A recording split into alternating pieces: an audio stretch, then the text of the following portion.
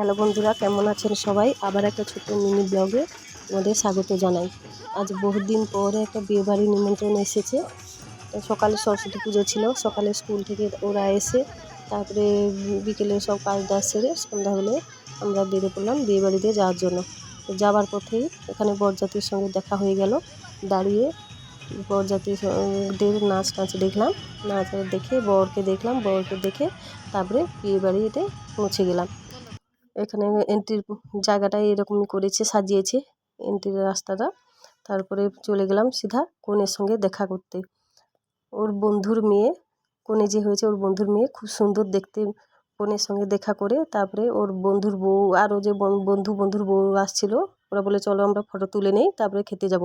আর যেহেতু সরস্বতী পুজো, ওই জন্য আমার মা ছেলে খেলাম ভেজ, আর দাদা চলে গেল নন ভেজ খেতে। আর আমার ছোটো ছেলেটা আইসক্রিম ধরেই চলছে খাওয়া। তারপরে খাওয়া শেষে আইসক্রিম খেলাম, আইসক্রিম খেয়ে তারপরে বাড়ির দিকে রওনা দিলাম। ছোট মিনি ব্লগটা তোমাদের কেমন লাগলো আমাকে কমেন্টে জানাবে। আর সবাইকে জানাই হ্যাপি সরস্বতী পুজো।